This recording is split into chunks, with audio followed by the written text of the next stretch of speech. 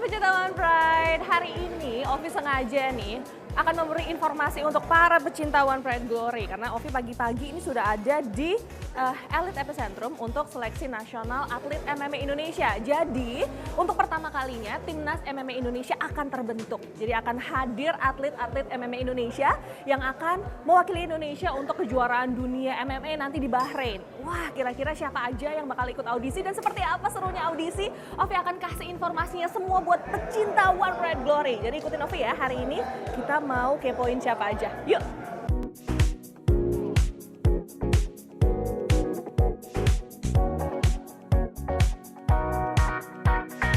Nunung Aliviana dari Solo, Han Academy. Kesini sama siapa? Sama teman-teman satu camp sama keluarga. Oh, sama keluarga. Keluarganya ada? Ada suami. Oh, suami. Kalau basicnya Mbak sendiri apa? Basic boxing sama kickboxing. Ya dari pelatih kita pokoknya prepare terus, latihan terus. Pokoknya kalau misalkan sewaktu-waktu ada pertandingan kita siap. Dan akhirnya ada kesempatan untuk ikut audisi di sini. Akhirnya kita berangkat. Saya Rasa Nugroho. Ya. Sini ngantar istri. Istri ya mau ikut seleksi. Udah bang, satu. Istri. Ya. Itu gimana tuh? Ya. Ada pusat pelatihan, terus Oh iya. juga ini mewakili Iya. Indonesia. Gimana bang? Ya nanti sementara bapaknya yang jadi ibu untuk ngasuh anaknya dulu.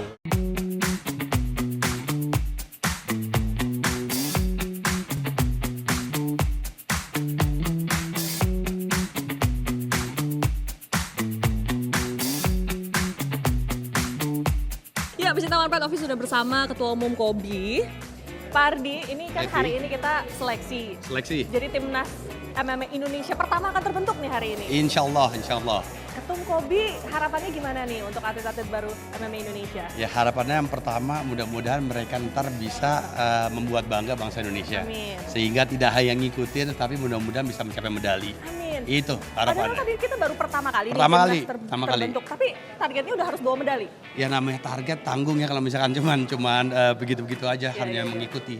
Tentunya untuk mencapai target itu harus realistis. Iya. Ya, jadinya setelah kita seleksi ini seleksi untuk nantinya siapa-siapa yang akan bisa mengikuti training camp. Oh, akan ada Ada TC. training camp, TC 3 bulan di Bali dengan Bali MMA. Oke. Bali MMA kan udah terkenal mereka cara pelatihannya dan lain-lain. Oh, Ya tentu ntar diawasi daripada pelatih-pelatih yang udah mempunyai pengalaman di Kobi juga, ya, untuk melihat mereka juga di Bali MMA. Di Bali MMA 3 bulan, setelah itu baru kita akan kirimkan, kita seleksi lagi siapa yang patut untuk mewakilkan Indonesia di Manama, Bahrain, Oke, bulan November. Berarti 10 yang akan training sama Bali MMA. Bali MMA Kemudian? sekitar 6-8 orang yang dapat kita berangkatkan ke Bahrain, Ke Manama, Bahrain. bulan Oke, November. Berarti mereka harus latihan dulu di Bali Di selama Bali, 3 3 bulan. Kenapa di Bali? Kenapa Bali MMA? Ya, karena Bali MMA ini kita tahu ya selama ini telah mempunyai aturan-aturan dan mempunyai skill set untuk melatih untuk jadi lebih baik lagi tentunya.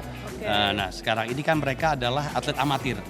Teman-teman, tentu dengan pelatihan 3 bulan kita berharap akan meningkat pesat dan bisa untuk ikutan dan tidak malu-maluin lah di pentas olahraga dunia itu. Oke, so far Pak Adi ngelihat karena kan mereka ini atlet amatir, berarti Ya. belum pernah mengikuti kompetisi Profesional. combat sport. Ya.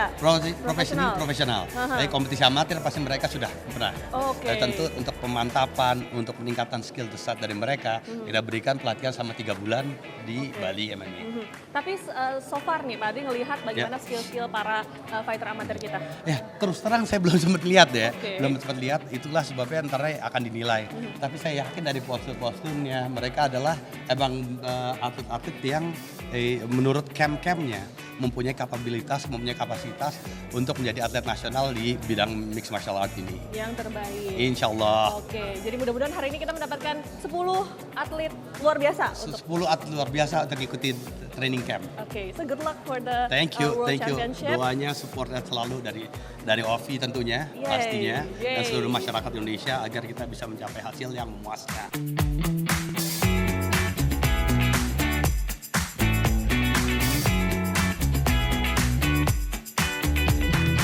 Namanya Tobias. Tobias. Dari mana bang? Dari Biak. Persiapannya mungkin latihan lebih matang lagi seperti yang lain.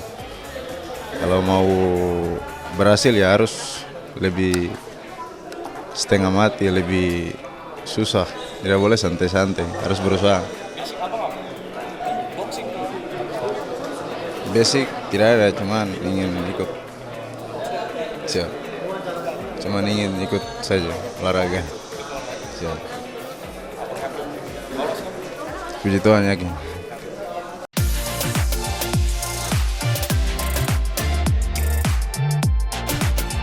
Pecintawan Pride, Ovi sudah berada di tempatnya tes medis. Di sini ada Dr. Monica. Dr. Monica ini yang bagian ngetes para calon-calon atlet yang akan segera diaudisi gitu. Jadi sebelum audisi harus cek medis dulu ya, dokter ya.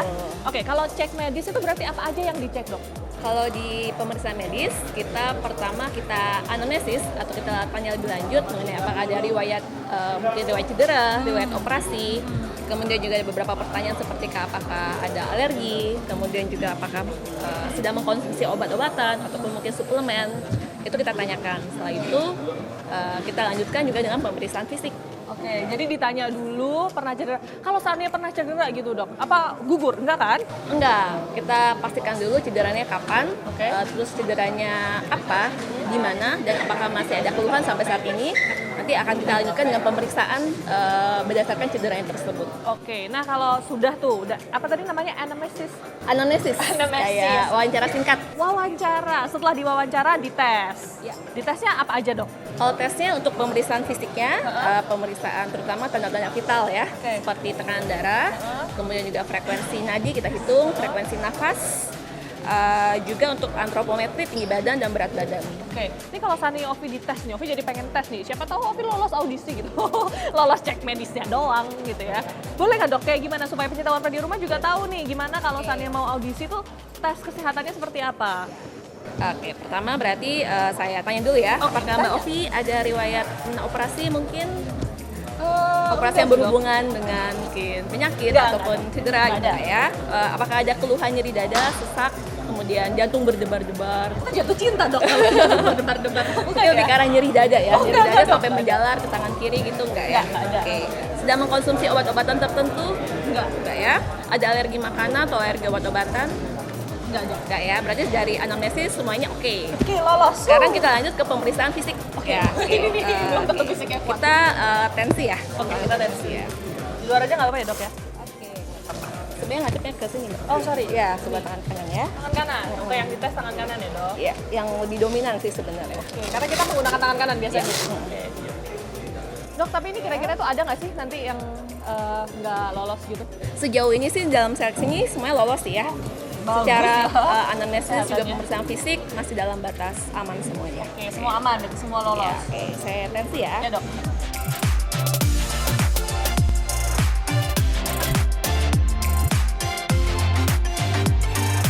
Oke, tensinya Mbak Ovi 110/80 dalam batas normal. Normal. Ya, jadi Mbak Ovi oke nih tensinya. Oke.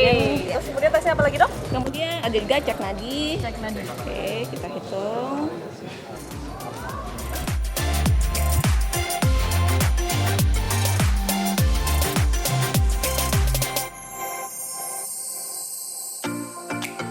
Oke, nadinya Mbak Ovi sekitar 92. Normal, Masih Dok? oke, kurang dari 100. Kalau 80 100 lebih berarti itu yang nggak normal.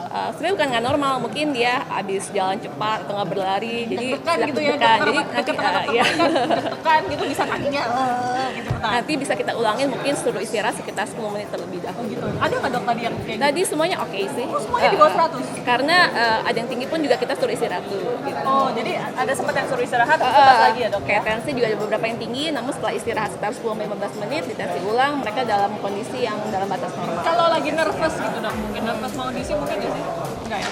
Kalau nervous mungkin aja, Mungkin ya, bisa juga terus deg-degan ataupun frekuensi nadi yang meningkat bisa juga. Makanya suruh istirahat dulu, mungkin suruh fokus dulu, baru kita tensi ulang, cek ulang. Ya. Cek ulang. Iya.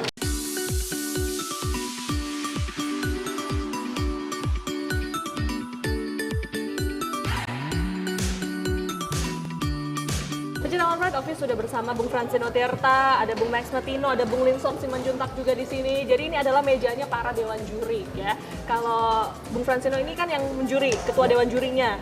Bung Francino, kalau kita lihat apa aja sih sebenarnya yang paling mendasar yang harus harus dilakukan oleh para atlet-atlet MMA ini?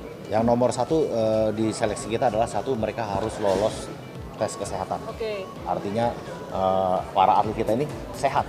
Sehat jasmani rohani nggak? Jasmani dan rohani Rohani pastinya. juga harus sehat ya? Betul sekali. Iya. Nomor satu itu kesehatannya. Setelah itu kita akan menseleksi kemampuan grappling mereka. Oke. Apakah mereka bisa melakukan grappling? Karena grappling ini adalah faktor yang sangat penting di MMA. Setelah itu baru kita akan tes di MMA-nya. Oke. Karena ini kita adalah pertandingan MMA, langsung kita to the point, nggak pakai lama, kita tes MMA-nya. MMA.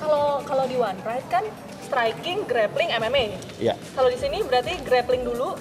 grappling dan langsung MMA. Karena gini, Langsung MMA. bedanya audisi ini kita audisi tertutup. Artinya para peserta ini sudah terpilih. Iya. Artinya mereka sudah mempunyai kemampuan bela diri dan mereka sudah teruji dan terbukti mempunyai kemampuan bela diri.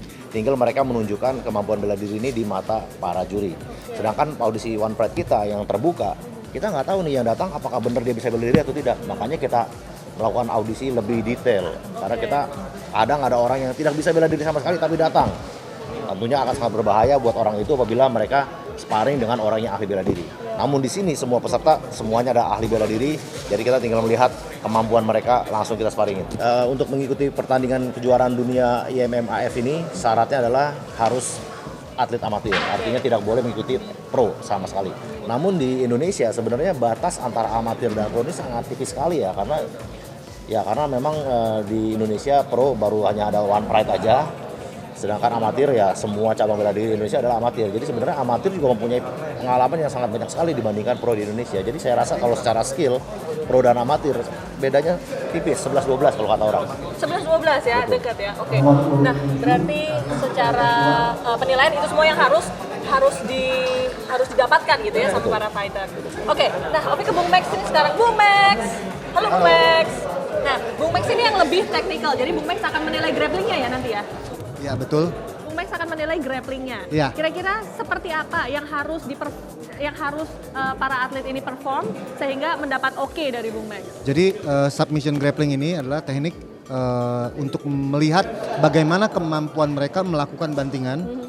Begitu juga kuncian dan cekikan di bawah. Ya. Jadi kita membutuhkan waktu antara 3 sampai 5 menit untuk melihat bagaimana skill. Nanti kita bedakan berdasarkan berat badan dan dari tim yang berbeda.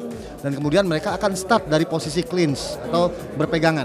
Dari situ mereka akan mencoba melakukan bantingan, cekikan dan kuncian. Mereka menunjukkan bagaimana skill mereka untuk melakukan submission di situ, Ovi. Baik, secara kelas Bung Max biasanya kan fighter itu dibagi-bagikan kelas, ada Betul. atom, ada light, ada heavy, ada. Ya. Nah kalau untuk audisi atlet nasional ini seperti apa? Ya, Pembagian kelasnya? kita juga sama melakukan pembagian kelas. Oke. Kita akan melakukan pairing berdasarkan kelasnya. Jadi berdasarkan berat badan ya? Berdasarkan kita melakukan pairing ini berdasarkan berat badan, kita pasangkan dan yang tentunya yang berbeda tim. Ya. Ya. Kemudian akan kita adu di sini langsung kita lihat skillnya secara langsung apakah dia memiliki skill submission grappling ini, ya, wrestling dan submission grappling. Oke, penilaiannya ABC atau seperti apa? Penilaiannya kita ABC. Berarti yang paling bagus A, ya, kemudian B, C. ya betul. Oke. Kemudian ada Bung Linson Simanjuntak nih. Siap. Bung Linson ini menilai soal fisik ya. Siap. Nah, penilaian seperti apa yang akan dilakukan Bung Linson? Ada 4 komponen yang harus dibangun dalam olahraga prestasi, yaitu satu fisik, terus teknik, terus strategi atau taktik dan mental. Ya. Dan itu nanti akan kita tes sesudah lolos teknik itu. Ya. Jadi setelah tes sama Bung Max, teknik, kemudian tesnya sama Bung Linson. Siap. Seperti apa tesnya, Bung? Tesnya itu ada tes flexibility, ada tes aerobik and anaerobik, otot jantung dan paru, Oke. supaya atlet-atlet juga berkualitas. Itu tesnya kardio atau gimana nih, Bung Kardio, Linson? ada kardio. Berarti apa? Lari, bentuk tesnya bip test. Bip test. Ya. Nanti akan kita ikuti nih, kita akan lihat bagaimana para fighter ini juga dites sama Bung Linson. Berarti ada tes VO2 max-nya juga? Ada tes VO2 max, volume oksigen maksimal. Oke. Ada tes. Flexibility itu seperti apa di tesnya? Dia seperti kayak menyium lutut ke tubuh. Oke. Oh, ya. Jadi ala-ala kayak yang push up, sit up kayak gitu Sit juga. up, push up juga, otot perut, otot tangan juga akan dites. Dan juga dites juga lemaknya. Lemaknya dites. Sampai lemaknya juga. Sampai lemaknya juga dites pecintawan Pride. Oke, baiklah, ini adalah para bapak-bapak yang akan menilai dan juga menentukan apakah para atlet ini masuk ke timnas atau enggak.